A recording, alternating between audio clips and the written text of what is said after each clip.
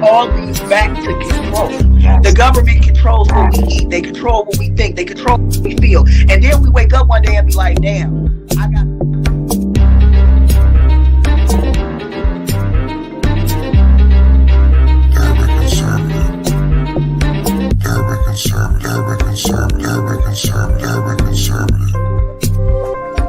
But isn't that American dream? That American dream is because there's more people that live that type of fucking American reality.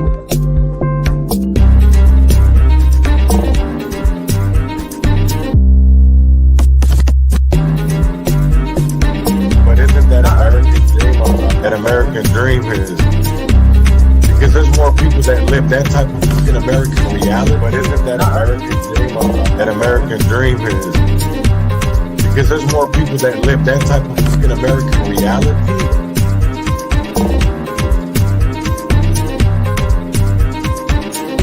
QAnon, my futon, fold it up and smoke it. Transgression, a progression of a war we ain't asked for. Transgression, a progression of a war we ain't asked for. It's madness, yo. All the things that we could talk about. Call it. But let's talk about these urban circumstances real quick. And basically, it's we got this. So, revolution. Winner's frosty hand. Muhammad is the fame's name, forever stand. Standing on royal fusing of justice for the few, ridiculed by the pale terrorists bent on genocidal obsession, rooted in fear of neglection and abandonment, fueled by nightmares of ancestors' jealousy.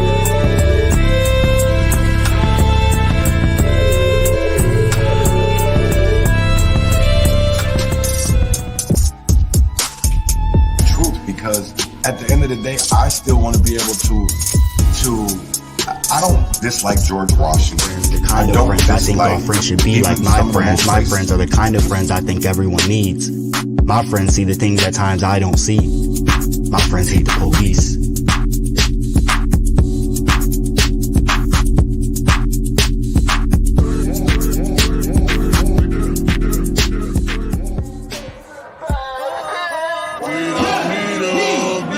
What has changed? Are deemed the criminals, and the blacks are deemed the criminals. Shut up and help. Reflection ain't nothing but the inner child trying to see you. You gonna look? You gonna pick up that book? Lord, keep me far from his face. Guide me through night and day. Teach me your ways. Show me the righteous way to sway. Lord, can you teach me, please? Show me the way, I'd say.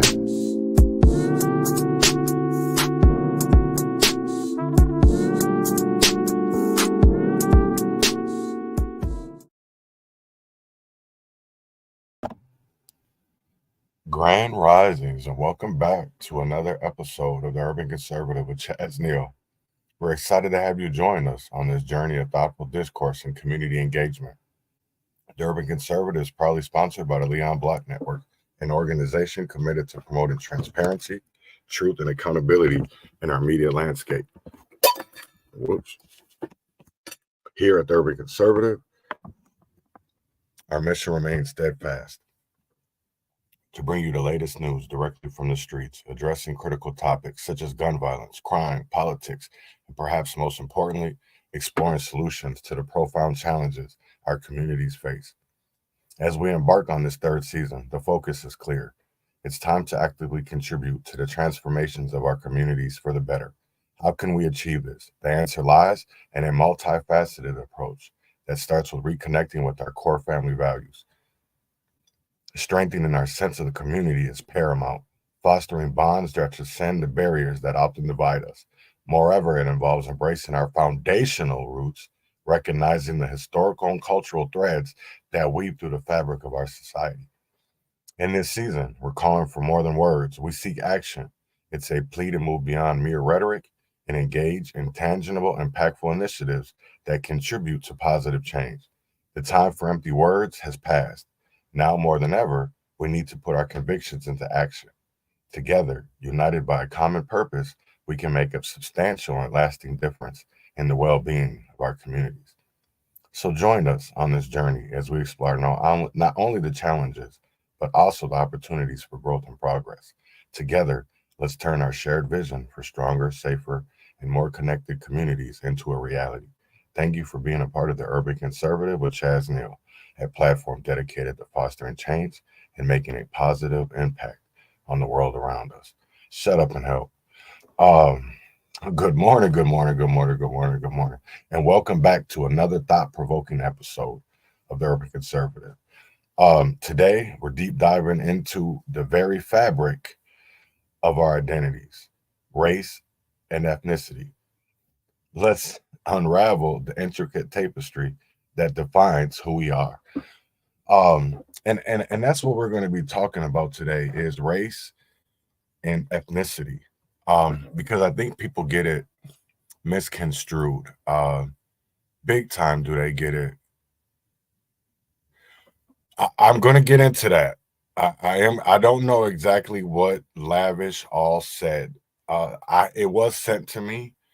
I will get into that in a little bit here, Tim. If people don't see it, I was asked the question, do I agree with Lavish Mac about what he said about the Burnsville shooting? If people don't know, before I get into this, let's just kick it off right away. Let's just get into it. So yesterday morning around 2:30 a.m., well, let's back up a little bit. 1:30 a.m. yesterday, there was in Burnsville, Minnesota, there was a call for a domestic violence situation. 3 officers were shot, and an EMS personnel was shot. 2 of the officers died, and also the EMS. I'm sure whatever Lavish said was probably something to do that really doesn't really help the situation at all. And I really feel like a lot of people's comments, Keith Ellison, Amy Klobuchar, the Minnesota police professional, whatever union, people are coming out making statements. And yes, this is a tragic situation, but I sit here and I think about this, right? Because those same people like Keith Ellison, Lavish, Mac, right? Amy Klobuchar, when our babies die for doing homework at a kitchen table or jumping on a trampoline at a birthday party or eating McDonald's in the backseat of their car or just going to the school bus in the morning, when they send condolences to that and they actually do give a fuck about what happens, then do I care about what these people say? Because until Amy rights her wrongs for the wrongfully convicted young Black males that she has incarcerated, the same with Keith Ellison. We have Mayan Burrell out, right? Who locked him up wrongfully? Amy Klobuchar. The same thing with Marvin Haynes. Then we look at Timothy Magruder, who is still sitting behind bars innocent because of Keith Ellison. And yet we stand behind these people, and yet I'm supposed to, because I get it. It's such a death should never be a political talking point. Death should never be. And I'm starting to see that anything that has to do with politics, right? Because first of all, education shouldn't be political. Healthcare shouldn't be political. Public safety shouldn't be political. Our judicial system shouldn't be political. It should all see right and wrong. It should be about facts and facts only. It shouldn't be about because they know loopholes in our system. That's what I want people to understand, because that's where we get beat. They understand the loopholes. And I do feel bad for those Burnsville police officers and the medic, because that medic was from actually an area that I reside in now, the Rochester area. You know, I've been around that area since 1994 when I was 17 years old. My mom moved us down here. You know, uh, do I feel bad? Yes, I do. I wish things like this didn't happen. But I'm gonna say it like this, that, and this is for anybody that maybe BLM or defund the police, whatever. Nobody should die, right? Nobody should die, because we're at a point in time right now that we're just so desensitized to this shit and we get emotional over it, right? And I'm gonna leave it at that, because for me, this is an issue, but it's not at the top of my list, right? And I want people to understand that I do care about public safety, but there's so many people that are in this right now that I feel like it's a distract kind of tactic, because now you're going to be seeing a push. Oh, a black man killed 3 cops, 3 first responders. And then you're going to see police departments come out. Oh, we understand that, you know, when we leave our houses every day that, you know, we might not make it. We might not come home. No, I don't agree with him. I don't. I don't. Here's the thing of it is, right? And I don't even know what that man fully said. I haven't watched it. It was sent to me. I will say this. I don't agree with Lavish. I don't agree with the defund the police movement. I really don't agree with a lot of things that these people do and say. That goes for Nikema, that goes for Chantel Allen, that goes for the NAACP, regardless if it's Minneapolis, if it's Rochester. No, I speak for me. You know what I'm saying? But I'm also going to speak up for my lineage, because there's a lot of Black Americans that prefer not to speak about their lineage and would prefer to keep on being called person of color or BIPOC, instead of actually fully understanding who they are. And that's why I wanted to do this episode today. And it is Black History Month. So I found the video, and you can take that to the bank too, Tim. I do not agree with Lavish. I don't agree with a lot of these people. And I wish the people that didn't agree with them really stood up and called them out for the bullshit that they're really doing. And I'm talking about half of the goddamn city council right now in Minneapolis. And I'm also talking about Mayor Frey. So Mayor Fryboy, whatever you want to call him. But I want to play this video, and it's why is Black History Month important, right? So I want to kick that off with this. So let's kick this off. Black History Month is the celebration and commemoration of Black achievement. Dedicated to African Americans and the African American community, to show the fight and struggles that African Americans went through and still go through. It allows me to really appreciate like the friends that I have and appreciate their culture, and really get to learn about like our history as like Americans together, but also like the origins of where like other people come from. And I think that's very important. It's a time that we as a society and as a people, not just in America, but all over the world, come together to celebrate Black people and all that we have done in spite of adversity. There's a lot of people in the world that are not educated about Black History Month or just about African American history. Without everyone back then, I wouldn't be where I'm at, pretty much, like Jackie Robinson or Martin Luther King. I think it's important, especially to follow like the history of civil rights leaders like Martin Luther King, so that we can just like never revert back to the place that we were before. Everyone at the end of the day should be equal, no matter what skin color, race you are. It's a time for Black people to value themselves and celebrate themselves, and it's a time for non-Black people to also celebrate and understand that Black history is a part of world history, not just American history, not just their town's history, but the history and the advancement of the world and of us as people. For us to say like, yeah, we're Black, we're African American, but it's a lot of meaning behind that we should educate and let people know about that for white individuals, for them to be around other Black people or have like Black friends or family members, or even like mixed friends and family members. I feel like that's important for them as well, so they could be educated and just know what we have been through or what we still go through.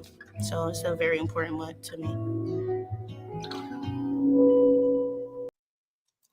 So that was a video about Black History Month and why it's important. And you saw different aspects of nationalities, races, ethnicities. And that's what, like I said, I want to get into, because we begin by dissecting the essence of race as a social construct, recognizing that its concept shaped by societal factors rather than inherent biological differences. If this construct that we navigate daily influencing our experiences and opportunities. Now, let's take a journey through the diverse landscape of ethnicity within racial categories, starting with white. Let's talk about white, right? Because within this seemingly singular category, we uncover the richness of European, Irish, Italian, Polish, and more. Each ethnicity paints a unique stroke in the canvas of diversity. Now, from what I've noticed, right, and from what I've seen, is that you look at white and what is white. Because at the end of the day, it's just like with the, and that's why I say we talk about a social construct, for the simple fact of we are literally judged not by just, even because white people are even judged, because there's Europeans that don't like Irish, or there's Irish that don't like Italians, but they're in America, we bunch them in as whites, right? So I want people to understand this, because words change. They have literally over time. I've seen this all weekend on Twitter, and this is what really made me want to talk about this, is because I even see so-called educated people sit there and say, "No, I'm a person of color." No, you're not. Or they will literally say that a person from Africa is Black. No, they're not. They're African. They're African, right? Because they literally don't have the same lineage as us. They don't have the same history. They don't have the same social construct as us. And this is the reason why I want to talk about this, is because Rochester is making a prime example of what I'm talking about. Right now, you have a rep, Kim Hicks, that has a bill in the Minnesota legislature about Somali work, right? In the schools at the STEM program, right? But then the city has a program about putting women of color into work, right? In the construction. So it's like, how do you call, in one aspect, one is directed towards Somalian women, but then you have another initiative that is directed at women of color. Why do you separate it? Because how do you have it directed towards one certain group, and then in another want to bunch it all together? I don't understand that. And then they say that's diversity. They say that that's DEI. They say that's affirmative action. From my understanding, all of that shit was written. But see, that's the whole crazy thing, because it's all written for them. It's not written to help us, because our shit's already written. And until we understand that as Black people, that our rights are already written, and see the shit that they're adding, it's helping everybody else but us, right? The legislation that the Democrats, these progressives, these liberals are writing are progressing other races, other ethnicities, right? Because everything that they're doing are making it easier, not for Americans, for people that are just coming over here. Because how are they getting the same rights that my forefathers, my ancestors died for, right? And they're just getting it handed to them.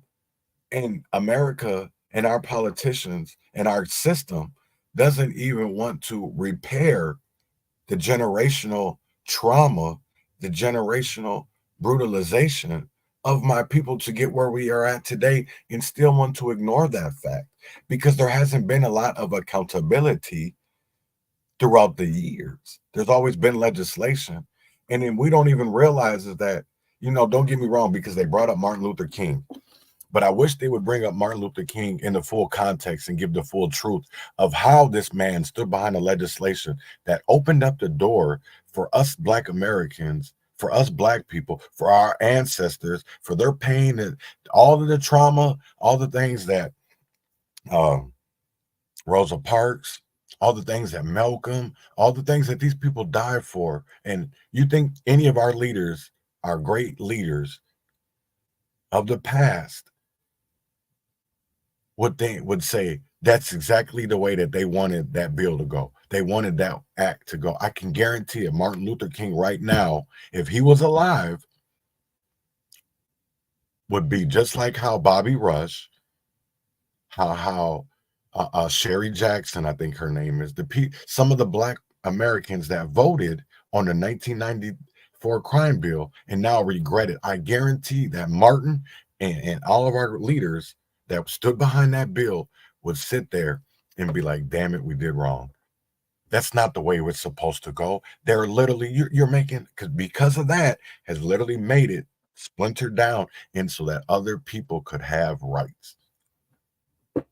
It's about filling. That's what most of this legislation is about. It's about that people want to be accepted. You know how women had to fight to be accepted, right? Black Americans had to fight to be accepted. And now we're just giving out acceptance without even a fight. We're not even fighting to keep the shit that we have. That's the crazy part, because I'll tell you right now, I look at this homeless issue, right? I'm going to tell you, I look at this homeless issue. I don't see people out here that can't speak no English. No, I don't see that. Because how are you going to come up to a person and ask them for money and you can't even speak their language? You go to these homeless encampments. These aren't people that aren't from here. These are actual Americans, born citizens that are homeless. But yet, if you come over here, we'll give you a debit card, we'll give you a driver's license. But yet, we won't even help the people that are actually have birth certificates. People that we won't even help and that we make their problem because we'll say, oh, they're just a product of their environment. Or we'll make feel-good legislation and instead of actual writing legislation that is going to make effects, that is actual solutions, instead of just putting band-aids, our research, our committees, our task force. When we already, why do we need all this data and statistics when we already have the shit right here in front of us? Everything that we need to know is right here in front of us. Right? Because I'll tell you this, man, and this is the shit that trips me out. Because you have people that are literally say they're fighting for Black Americans, that say they're Black. But then you look at their lineage, and the motherfuckers just got over here in 2018, 2016. Nah, my nigga, we're not the same, dog. We don't have the same fight. You don't even know America. You came over. This is my thing of it is if being Africa, I want people to think about this, right? If being African is so great, why the fuck are they coming over here and not staying over there? If it's so fucking great. That's what I really want to know. If it's so fucking great in these other countries, right? Why do they come over here? Right? Think about it. It's literally, you go back in history repeats itself. And this is the one thing that I want people to know, because I ain't never did this shit for no followers. I ain't never did this shit for no likes. I could give two fucks about anybody liking me, but you're definitely going to respect me. And that's the one thing that I've, because I'll tell you right now, some of these people are it's, to me, I feel like I've only been in this 4 years. I'm gonna keep it a buck, but I'm gonna tell you right now that if it wasn't for certain people, our so-called leaders would get they old degenerate coon asses out of the way, we would definitely have change, because everybody always wants to ask about what's the problem. You want to know what the problem? Everybody wants to blame it on white supremacy. I'm sorry, Latrice Vitale is not white. Bobby Champion isn't white. Cedric Frazier isn't white. L. Flowers isn't white. Senior Art Jr. Lisa Clemens isn't white. Jerry McAfee isn't white. And I call them gatekeepers for a reason, because every time you see somebody at the state legislature, somebody at the city council, who is it? It's the same fucking names. So how are they not gatekeepers? If you see the same pastors, the same so-called community leaders, right? Nonprofit organization leaders at the table, but you don't see nobody else different. How the hell, who are we supposed to blame at some point of why we're not getting anywhere and why things are being ignored? That's why we call them gatekeepers, right? Because they literally, this my thing of it is, and I'm going to start saying names, because then I'll even show y'all. I'm sitting here going back and forth with a Tawanda Burks on Facebook, right? And it kind of baffles me, because I literally, I tag these organizations for a reason, because I've reached out to Wale privately to have a conversation way before Black History Month, because I seen the African diaspora, right? And the African, I'm going to say the word wrong, Nuavo or whatever, right? And then, so on Friday, me, my mom, and my significant other, my wifey, went to the We Rise exhibit. And I had a problem with it, you know, and it's, at the end of the day, it's just my perspective. It's my opinion. And I don't understand of how we can literally, let's have a conversation. But when I literally go to the organizers of something and I don't get no answer, what else am I supposed to do? If I'm going to them privately, Tawanda, to get answers and they don't respond to me, what other choice do I have to go to them publicly? That's what I want people to know. So you go ask Wale why he won't answer the questions. That's all I ask. That's all I ask. That's all. It's to answer my question. And at the end of the day, it's the same thing with Molly Dennis on the Rochester City Council. It's the same thing with Kim Hicks, Linda Sloan, CMAH. And then when I'm the problem, when I come out publicly for saying shit, but yet I try to go to these people privately to get questions answered. That's what y'all don't understand. And it sickens me of how we literally will look at one situation and then look at it, another one completely different, when they're completely the same. This shit makes no sense to me, because it's crazy as hell how we'll get on a comedian for making jokes about George Floyd, but yet we won't get on these people that are out here literally scamming in our community off off people we're supposed to be out here fighting for accountability. And we know they're scamming, but yet look the other way. How are we any better? And this even goes for some of these families. It goes for the hip hop community. It goes for Al Sharpton, Ben Crump, these leaders, because they know this shit is all about money. Because if it wasn't about money, if people were in this for actual accountability and change and reform, why don't we already have it? Because it ain't that hard. If you look at our Constitution, that's the crazy thing that really gets into it with me, because that's how I know I don't deal with a lot of educated people, even on Twitter, which I love Twitter because I love the back and forth. You don't get that on Facebook. People get emotional and crying, talking about you threatening them and all type, when you're just trying to have a motherfucking conversation. So, but literally, so and I'm sitting here ranting. That's not even what I wanted to do today. But I really got a lot, because I ain't gonna say a lot, but I just hear a lot And it's like, why don't people? They say they see it, but do y'all really see it? Because y'all really don't say nothing. Y'all really don't say nothing.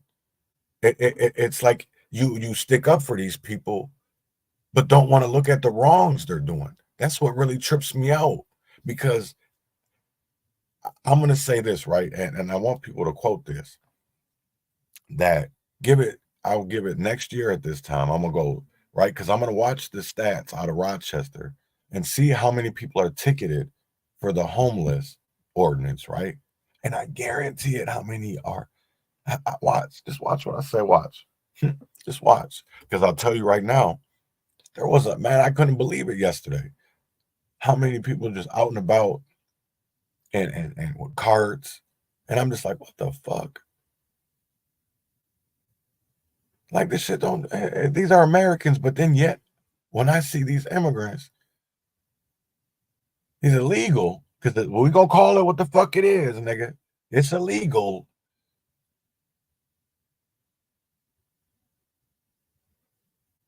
I don't see these motherfuckers out here begging for shit, because they already got it. $9,000 gift or debit cards. They motherfuckers, they putting housing, they already put them in. They can't, it's crazy. They closing down schools to house these people, airports. And we ain't saying shit. We ain't saying shit. We ain't saying shit. People getting on the city of Minneapolis for putting rubble from a housing complex, the apartment complex that burned down, that was inhabitable, all over the, vacant lots that they own. But yet, why aren't we talking about the fact that the city of Minneapolis just gave $1 million to a group? $1 million. And they can't house everybody that's homeless in the encampments, not just Camp Neoski, but all of them. Because $1 million, you mean to tell me you can't, and all you're doing is housing them? There is no other resources, because there's other groups that can do that. Just house them. So this is the shit that really trips me out, man. This shit blows my mind of what we really stand for, and what we don't even look at the numbers. We don't even want to look at the details, because how can we not see that all of this money, and yet the problem is only worse? Something ain't right. I'm talking about, and this ain't just Minnesota. This is everywhere. Chicago, Detroit, Philly, New York, Los Angeles, San Francisco, everywhere. Dallas, New Orleans, Miami. That's all I see, and people still ain't waking up. Y'all, we literally here arguing over dumb shit. Right? When I literally can put it in your face and you still want to argue, that shit don't make no sense to me. Make it make sense to me. And I'm gonna stop yapping, because I do got a couple of videos I want to play. And I'm about to share a screen. The first one I want to play is from, man, I hope I don't get, no, it shouldn't. It's on Twitter, so I shouldn't. But let's play it. So this is, I'm not sure what this is. Let's watch it.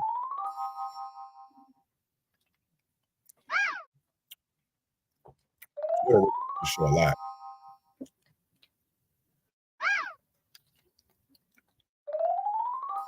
No, I guess if I get off Facebook, it is. Provisions, the New Deal for New Americans Act would establish a national office of New Americans housed within the executive office of the president to promote and support immigrant and refugee inclusion.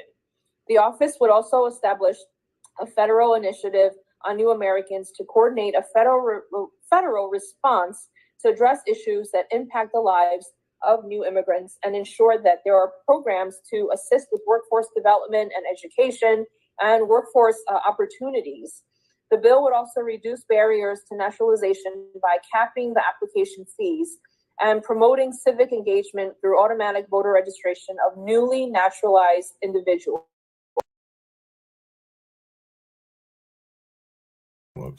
They literally want to make it easier to do everything, right? And what I say by that, because the Office of New Americans, if people look up Cities for Action, right? I didn't even know until this year that Minnesota had an Office for New Americans. And I was like, wait, what? What the hell is that? So I looked into it and I'm like, wow. So it's been literally like they're behind the states that the Cities for Action is behind the sanctuary cities, the sanctuary states. That's why you're seeing the driver's license for all this other legislation of getting rid of college requirements, qualifications for government jobs, the background requirements, all of that. So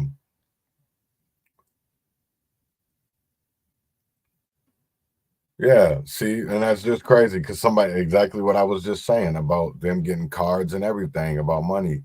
And so in New York, Eric Adams is providing migrants with $53 million worth of prepaid cards.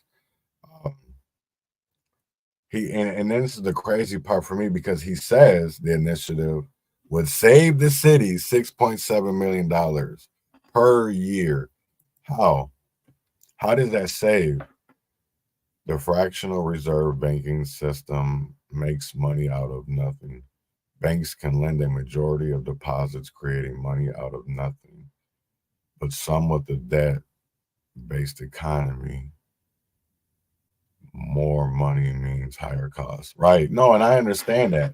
And that's what the whole crazy thing of it is. What we got to understand as people too is that look at the federal minimum wage. Well, it's like what, $7.25, $7.50, $7.75, might be $9, right? But then look at the cost of living. Look at the cost of living. Look how much it is to live, and let's say in Minneapolis. Let's say how much it is to live in New York City, Los Angeles, Duluth, Owatonna, Lancaster, Iowa City, these smaller, even smaller areas. It's getting to be almost $1,200. Even just Rochester, Minnesota. I know a young man that pays $1,200 a month for an efficiency. And if people don't know what an efficiency, it's just a room. You have a room and a bathroom. They pay $1,200. How is that affordable? And then they want to call it affordable housing. How is that affordable? I really want people to ask their legislative reps, how is $1,200 a month affordable when you make $14 to $15 an hour, right? How is that affordable? It's not. And that's just if you're single. If you got kids and you need, 2-3 bedrooms, that shit could be $2,000 a month, or $1,600, my bad, $2,000 a month. And it's crazy how they call that affordable when a mother's sitting there breaking their back, working 2-3 jobs, and their kids be out in the street. You should go get your kids. How? I got to work to provide for them. And that's constantly what I heard, what I hear every day. Every day. We want to get on individuals who have to sacrifice time with their kids to be able to provide for their kids. And instead of trying to help them, we belittle them, we degrade them, right? Because some people don't want to be on this system, but they have to work 2-3 jobs to be able to do that because of pay, because we don't have that generational wealth.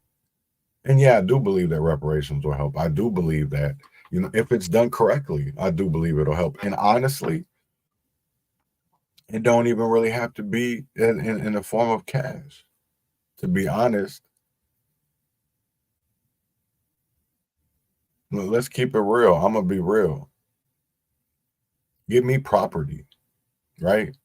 Give me a fraction of land where I literally, and give me all the resources that I need to be able to build a community of little houses, right? Because I guarantee it, that these million, 2 million, 3 million, 4, 500 million dollars that they getting, all I need is 1.5, $2 million. And I literally can make a self-sufficient 100 family community that is self-sufficient. It won't need any more money after that because everything we'll need will already be in that community, from farming, doctors, grocery, gas.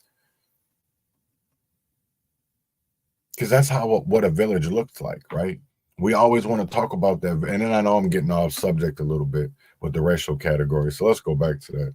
But I mean, if you looked at a village, you had all of that in your community, right? In a village, you had the village doctor, you had the village mechanic, or whatever they want to call them, tradesman, horse, whatever, you know what I'm saying? Carriage, black, whatever, blacksmith. You know, you had all those different types of things already in your community. So why not go back to that? If you wanted milk, you went to the dairy farmer. If you wanted meat, you went to the farmer, right? So why not go back to that? Because we literally can take care of each other. We don't need them. They make us want to need them. That's the crazy part. Let me put on my glasses because I can't read the comment. All right. And people don't understand that because they think we need them. We don't. We literally can do everything ourselves. Everything ourselves, right?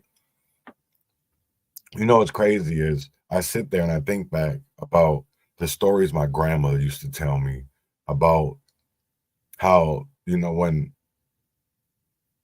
growing up, or even when my mom was a kid, they never went to the store. The only thing that they went to the store for was flour, sugar, like the staples, right? Because everything else, milk, came from the cows. They made their own butter. Ice cream, they made their own. Cream, they made their own cream. You know, canning the vegetables, they canned. Spaghetti sauce, all you had to do was go down into the cellar and get you a can of stewed tomatoes, right? Everything was, they did themselves because it all came from the land. You know, my grandpa wanted meat, go get a cow butcher, pig butcher. Wasn't going to the grocery store and oh, let me go get this steak, where you could go buy the whole cow and get it processed and butchered, or you could just go and pay at a grocery store where you're going to pay 10 times that. We got to think. Everything it's about taxation. And what do you think the American Revolution was about? Taxation, right? The Boston Tea Party, taxation. The Civil War, taxation. Even though it was about slavery, slavery's always been in there. Even with these world wars, we never want to see the underlying issues. We always wanted to go with what mainstream media tells us, or what the so-called made-up fallacy of a history that they try to tell us.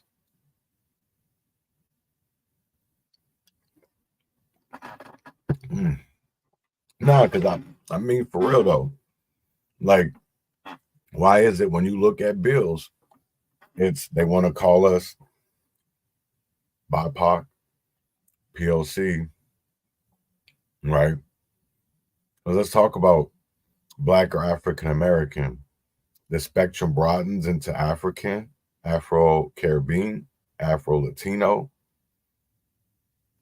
Asian, Chinese, Japanese, Korean, to Indian, Filipino, Vietnamese. I never knew that they called the Indian people Asian. I never knew that. Wow. That's news. Ingenuous or Native American, Navajo, Apache, Cherokee, Inuit. Their cultural identity is rooted in specific regions. Okay. Pacific Islander, you got Samoan, Hawaiian, Tongan, Fijian. But then you go into, you know, African American, that's descendants of the transatlantic slave trade. Then you got Afro-Caribbean, from the shores of Jamaica to Haiti, Trinidad, Tobago, Dominican Republic, the Caribbeans, Afro-Latino, that's connecting to Latin America, heritage with ties to Brazil, Cuba, Puerto Rico, and the Dominican Republic, African immigrants. acknowledging the diversity within Black individuals who brought their unique ethnic backgrounds from various countries in Africa. So it's crazy because you literally, when we talk about, they want to bunch everybody into being Black when we're not all. We all have, it's even with white, right? Because they want to take away from the history. They don't want us to know where we actually come from, because if you have a people that don't know any better, then you can just tell them whatever they want. It erases history. That's why they tell us about the Martins and the Malcolms, but not the real stories. And they give us certain things, propaganda. I think I had a video. I can't remember. Nope, I don't know if I did now or not. God damn it. Let me see. Did I think I bookmarked the video that I had. Oh, was that it? No.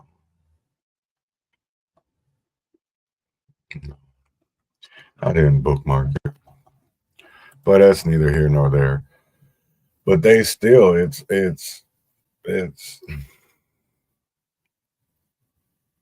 crazy to me how they want to bunch us. Oh, I know what I was going to show. The conversation I was having. That's what I was going to show. That's what I was going to show. So let me get to that. All right. That's what I was going to show.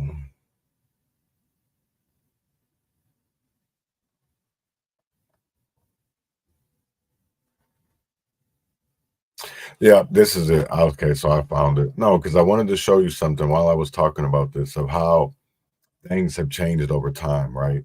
Because I want y'all to see it. So there was a tweet that this Chuck, because there's supposed to be some, I don't know, journalist, whatever you want to call it, was conservative. I don't see him as a conservative. I see him as a piece of shit Republican, but says the growing trend sees corrections offices listing Black males race as white throughout state and local registries. Why are they doing this? Which he does, if you guys see, white, Hispanic. Now, I told him, so, okay, we're not doing this, Chuck Costello. First of all, he's not Black, he's Puerto Rican. And Puerto Rico went from around 50% of its population classified as Black and mulatto in the first quarter of the 19th century to nearly 80% classified by white by the middle of the 20th century. Now, that's not, and if you go look on this thread, because there is a lot, there's a lot of comments. They're like, oh, no one should be surprised by this. It's whitewashing. It's, I don't know what to call it. But again, and then it even goes, if you look at some of these, it says white, non-Hispanic. That's what I didn't understand when they were calling them white.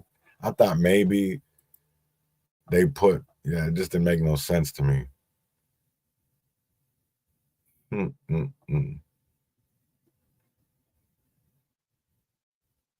Somebody said lowering the crime rate for Black males and raising them for white males, also called cooking the books.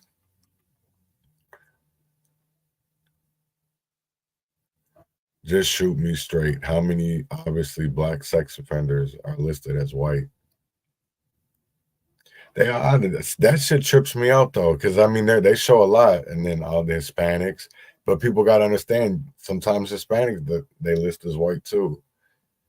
They blamed every death on COVID for 3 years, and now they're changing a criminal's race to white to support the narrative that white people are bad. Most of them are criminals, and they're all racist, but outside of that, they're okay.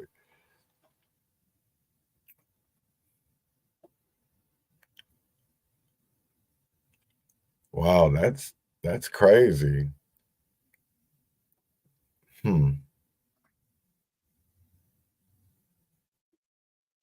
Well, first of all, Chuck is stupid, Dale.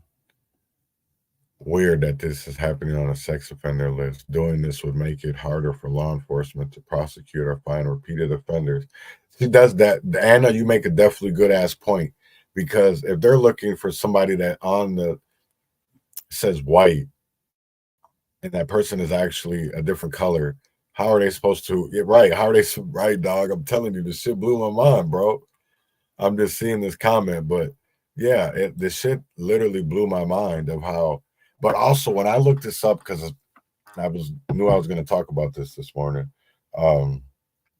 Yeah, they did change some shit. Our government, the American government, did change it where they would list on their records to change their race to white. And I was just like, this shit crazy as hell. So it's literally, I feel like, taking away our history. And damn it.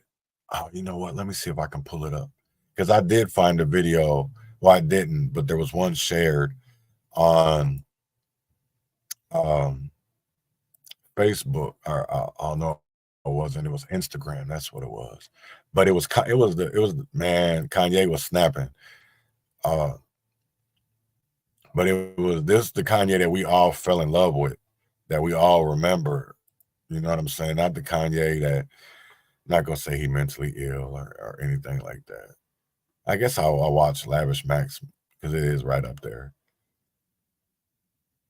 Oh, if y'all ain't seen this, man, oh, I gotta share this. So I want y'all to see this, man, because this is what Charleston is doing is big. I want y'all to see this. Oh, of course, it would be some bullshit. Yeah, because the brother man out here doing some real shit, and people definitely need to pay attention to what. Okay, here's the Kanye West.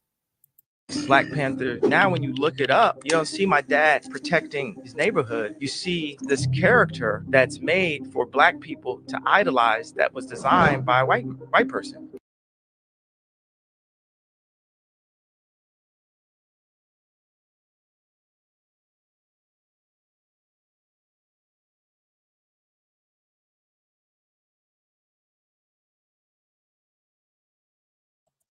Damn, that's bogus as hell. Come on, internet. I always want to do that. All right, let's watch this Charleston White. I got my kids prepared. That's Tuka Mama. To bury me. Tuka. I never, not once, could imagine me have to bury. Oh, come on. Let's see if I could just go to the video and it'll play, man. This is janky as hell. Ah, damn. I'm having so many technical difficulties this morning. This shit crazy. What a world, man, to be. What a time. What a time. Won't even let me go to Charleston. Watch the real. Okay, yep, this is what we're going to do. God, Jesus, Lord. Okay, let's see if it plays.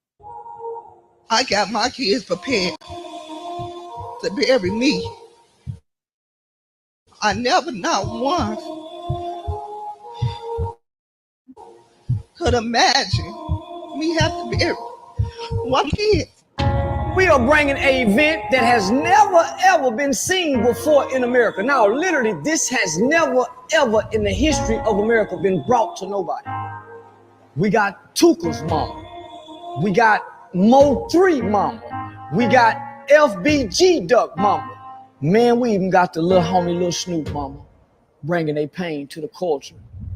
We bringing killers, victims, mothers, judges, prosecutors. We putting it all together, man. Stay tuned. Murder changed me. Ooh, I think that's gonna be real good.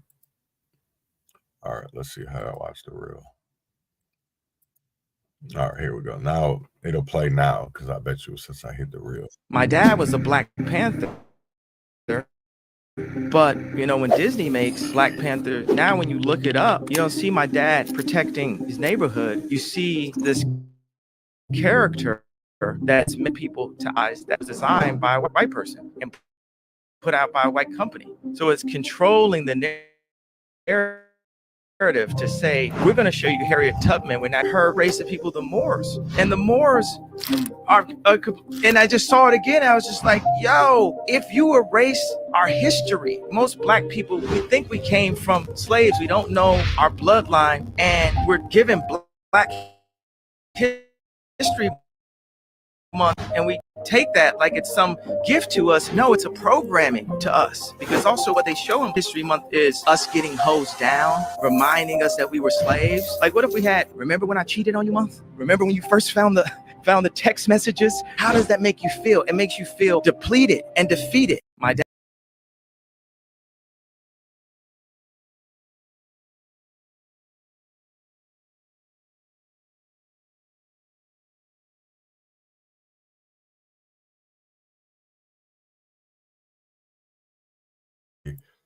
Let me share the screen so I can play. I even forgot I was on mute. Lavish. There go the damn lawyer they arrested. That's crazy as hell, though. But we'll get into that some other time. Let's watch the reel. Watch the reel. This morning in Burnsville, Minnesota, 2 police officers and a firefighter were shot and killed when they responded to a domestic dispute call. It's been over 14 hours since the shooting occurred.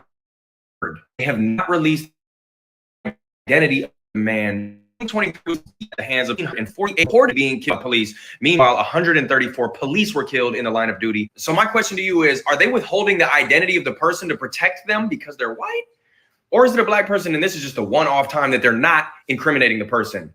Also, is it wrong that I don't feel bad that the police were killed, but I do feel bad the firefighter was killed? Let me hear your thoughts in the comments below. This morning in Burnsville, Minnesota. Okay. I do feel bad about the police being killed. I feel bad about anybody being killed. You know, like I was sitting there having this conversation yesterday with my wifey, and I said, damn. You know, I see all these, you know, you get on Twitter yesterday, that's all you seen was about these 3 law enforcement shot, 2 killed, and the, you know, EMS shot and killed. And I'm just like, damn, here we go again, man. And I'm like, it's crazy because it's an election year. We're in legislative session. They're talking about a lot of gun shit right now. You know, you got the Democrats trying to take away minimum sentencing for felon in gun possession.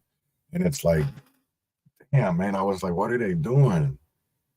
It's like they make everything so fucking political. And it's like we're actually losing lives out here while these people are making jokes.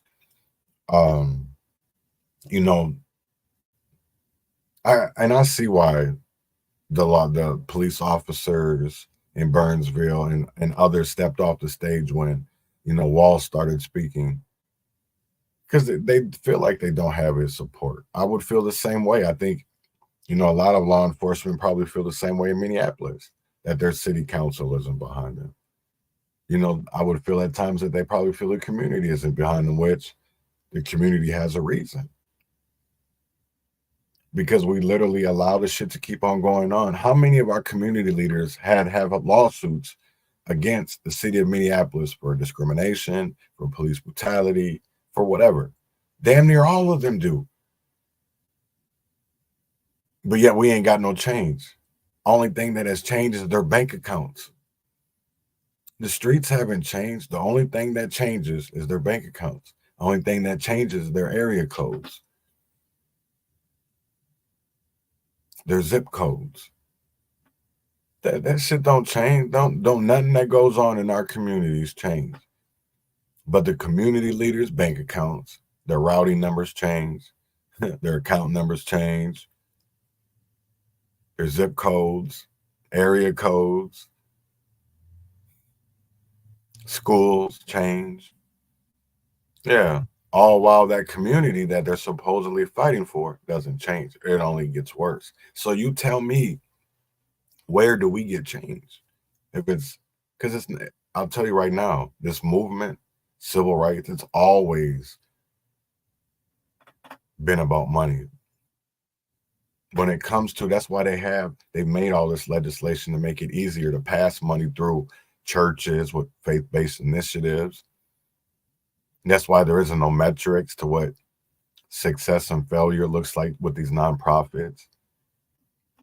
That's why they bunch us in as BIPOC or POC, so that we'll just, all of us black people and all of us, while they're making legislation about, you know, Asian hate crimes and gay hate crimes, but yet we don't have no anti-black lynching bill, even though we still have black brothers and sisters being hung every year, every day, still every month. But they don't want to call that a hate crime. I just seen a man, yeah, because there's not many people talking about it, but there's a story of a guy that killed a gay black male, called him nigger and all types of shit. I don't see nobody talking about that. About how a white man did a hate crime, and they're not even listing it as a hate crime when he literally was calling him nigger while killing him. How is that not a hate crime? How is that not a hate crime? Because I don't hear people talking about that. But we'll talk about the police officers that were shot for doing their job, right? Doing their job, a thing that they took an oath to do, to protect and serve. And yeah, we should honor them. I'm not going to disagree with that, because it is honorable to go to work and to, regardless of whatever situation that maybe we're going into, you know, die. Nobody should ever have to go in as your job and you lose your life. Just like it should be the other way around. They shouldn't go to work and be killing people. That's not what they get paid to do. So,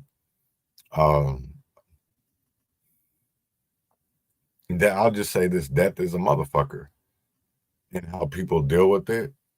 You know, between community or even organizations and shit, people deal with it differently. I will say that. But it's a fucked up thing, and it is something that we as a community need to have discussions about. But I think if it's disrespectful and it's not thoughtful or, you know, respectful, we're not going to get anywhere with it. But I've come to the point, especially when it comes to talking about black people and our light and our struggle, I don't got time to be sitting here being nice and all of this shit when y'all keep on sitting there doing the same fucking thing over and over again. And that goes for a lot of people. I don't got time to sit here and be nice with y'all no more. And that mean I'm talking to niggas. And that's the crazy part. I'm talking to niggas. Because I'm tired of it. That's the one crazy part. I'm tired of it. Y'all go around cooning for Uncle Ruckusin for these niggas all day and night. But don't even let them speak for them. That's the crazy part for me. And that's why I call these people gatekeepers. That's literally why I call them gatekeepers. Like, if you don't know the whole story, sit your ass down somewhere and sit down. That's the whole, like, I don't even understand that shit. It's crazy to me. And it's crazy because these people know my number. If they really wanted to talk to me, they know my number. They know my number. They know my number. So, but it's the ones that I'm interacting with on Facebook aren't the ones I want to be interacting with. The ones I'm tagging with, no, I'm not trying to interact with you. So why are you getting on a post that ain't about you?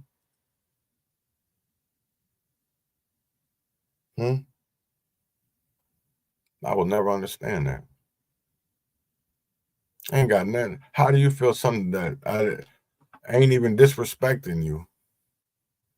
Oh, it's because you feel like you're a person of color and not a black person. You're separating it. I'm not trying to separate it.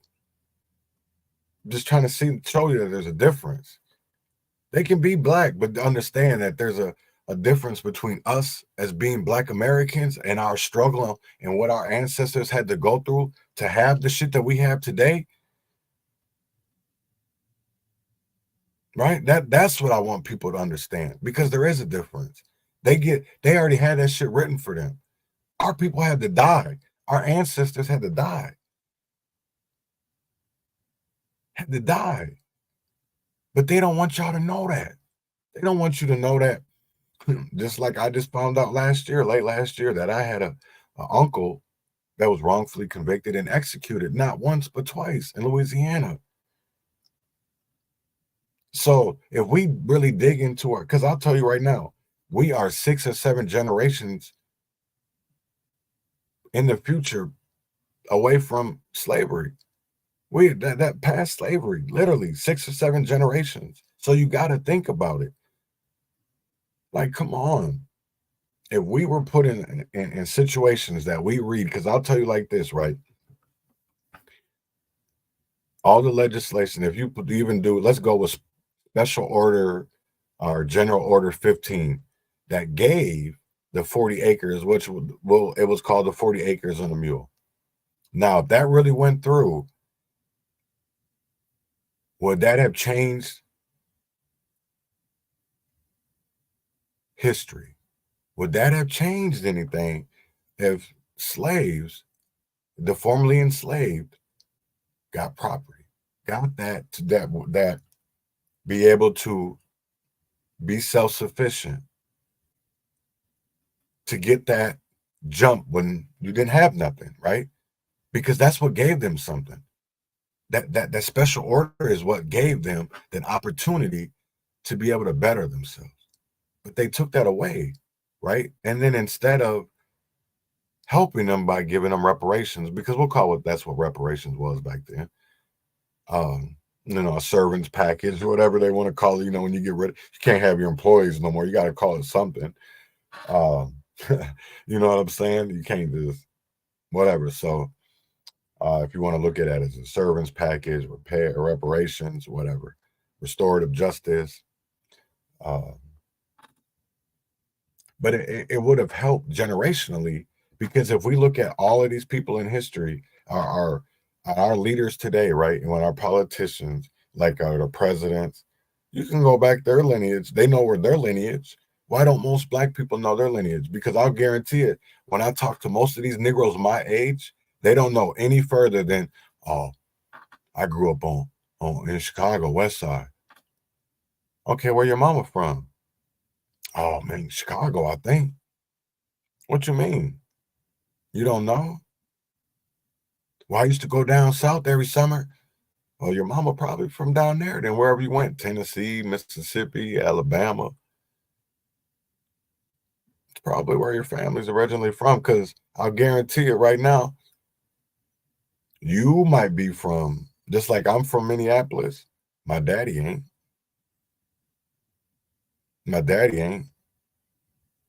Because when I follow my lineage, I see where my dad's side, where his grandfather or his dad is from, and then I see where my grandma's side of the family's from. I follow my lineage.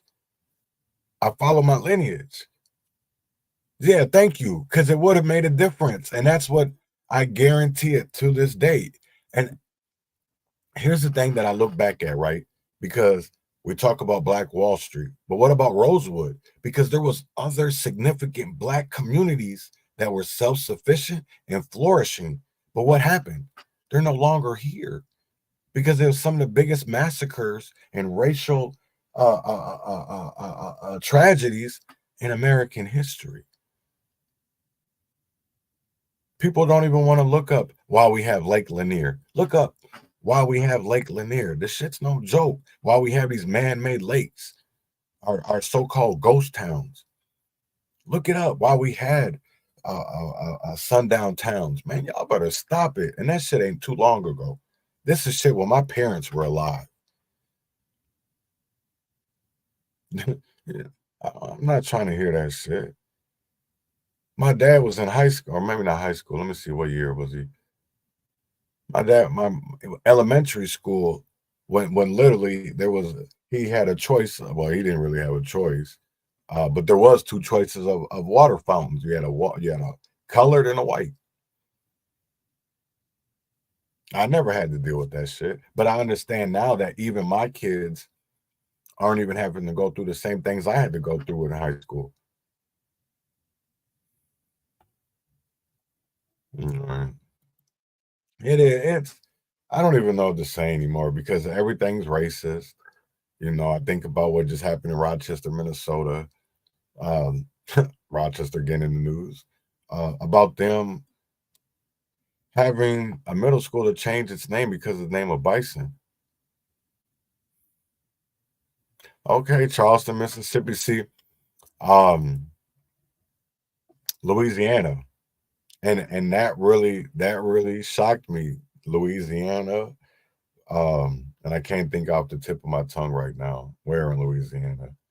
Uh, but I've done some research, and I've come to find out that my great grandma on my dad's side of his family, his mama's side, they're Creole, Southern Creole, and I can find her going back to in parts of Brazil, I think Brazil, and so yeah, it's crazy. And I'm not going off of DNA 23 or 23, whatever, none of that shit. I'm going off of what history, census records.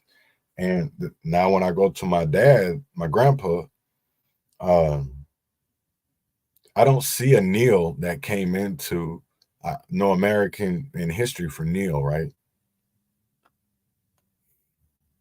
What I do find in 1502 is a number, or 1592, my bad. 1592 is a number. A number. So, and that to me is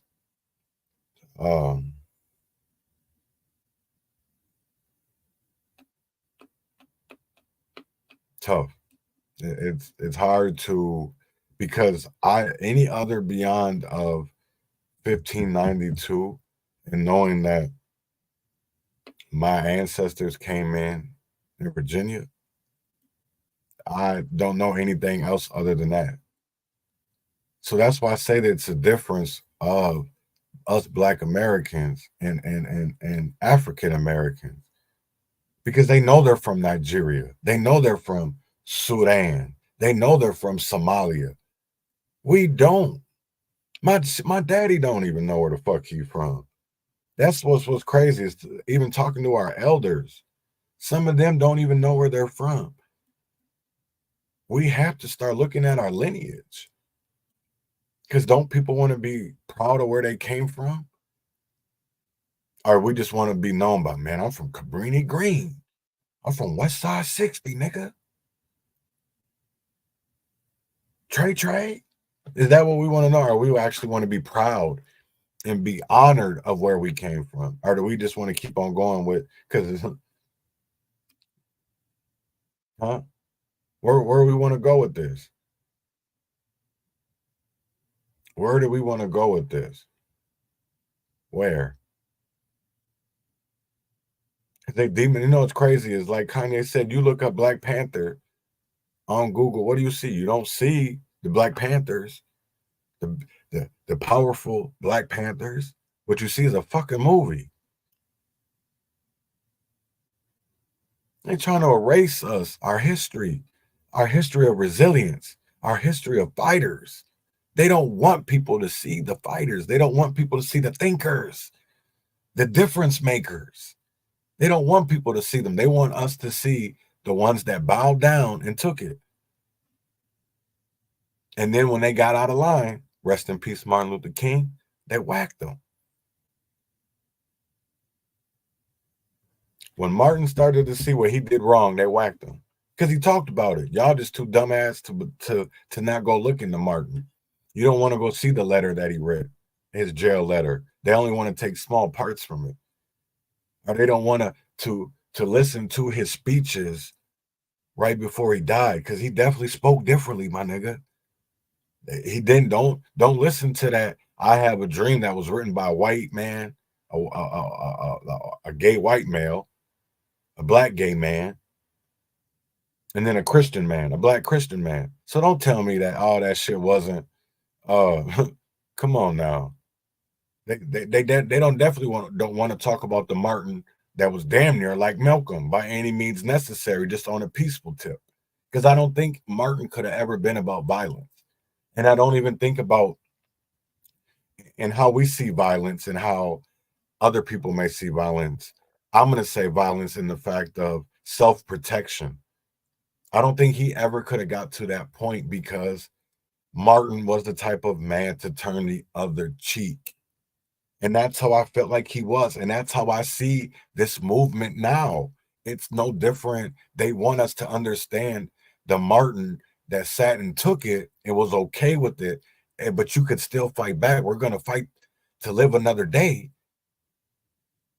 But understand you're still going to be in them cuffs. You're still going to be chained, right? You can speak that freedom, but understand you're still going to be chained. And that's what the difference is. And that's why there's the BLM, because it's more of a feel-good shit. We rather feel good, pat each other on the back that we did something great, instead of actually making shit that changes for generations, because we're not focused on generations. We're focused on ourselves. And this is not what this fight is about. This fight is about making sure that our future generations are in better positions than what we had. Ain't that what this is about? Because I thought it was when you know better, you do better. But I see niggas don't want to know any better and definitely don't want to do any better. Because that's where, I feel like that's where we're at.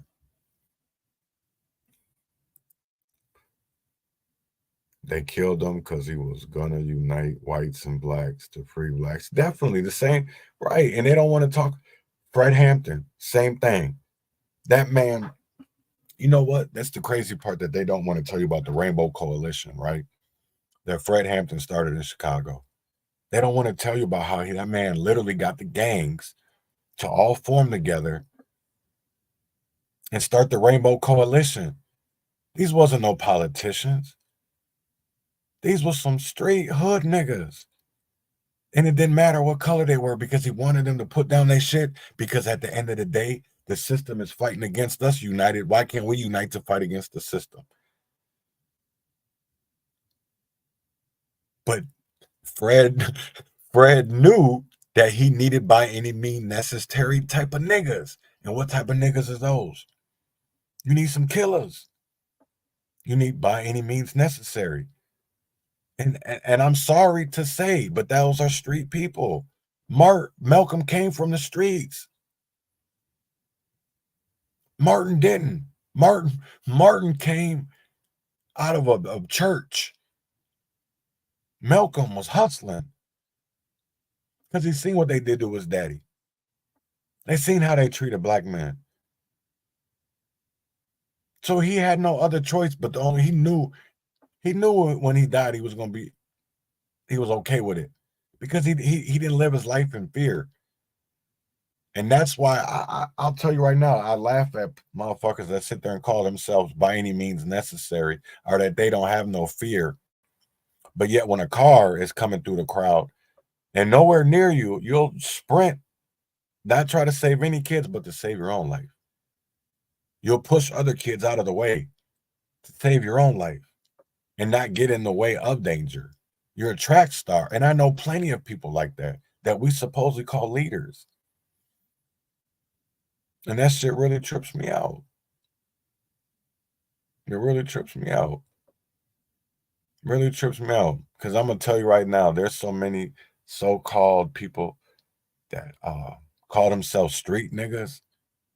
Can I ask a question? What is a street nigga? Because in what era of street nigga are we talking about? Are we talking about the ones that wear in the 2024 when niggas fingernail painted, wearing dresses, skirts, got a fanny pack on, want to call it a man bag? Are we talking about the 2000s sport jerseys? We're talking about the 90s pants sagging. You know what I'm saying? Band-Aid on the that was the 2000s. Or they got the thug life era. We're talking about the 70s where they were militant. Or the 60s, the 50s where they were united. Yeah, because there's a different era of street niggas. Because now, I'll tell you right now, these niggas don't hold water nowadays. It's everybody selfish. There is no love out here. That's the one thing I want people to know. Street life, there's no code, there's no rules. It's dog eat dog out there. Dog eat dog. It's either ate or be ate. And what are you gonna do? You're gonna eat. You're gonna eat by any means necessary. And that's what we see out here. So I'm gonna end that today. I want everybody we talked about a lot, and I'm not going to stop talking about this, the social context about race construction, because of the simple fact of I want to show people that who we really are, because we're not a race, we're ethnicity, we're a whole ethnic group, and we have to understand that. We have to understand that we're a whole ethnic background, right? Because black is beautiful, black is powerful, but if you don't understand where that black comes from, how can you be proud to be black if you don't know where your black comes from? Don't just feel good about saying that you black and you proud. Understand about what being black is and be proud of where your ancestors did for the fact that you even alive today, that you're able to be able to walk outside of your door, right? To have the choices and not be to go into a restaurant and not wonder if it's a white only restaurant or if you have to go to the back to be able to get service. We never had to deal with shit like that, because I'll tell you right now, I don't believe I could. I don't believe I could. I don't believe, even living in Minnesota, we would still, even being that there was no, this is what I want people to know, man. It wasn't no different. There was still white only places here. There was places that blacks couldn't go. It wasn't safe to go. And and here's the thing of it is, it wasn't written laws. It wasn't written. No, the shit was just, listen here, nigga. Don't be bringing your, listen. That's why they had the Napa.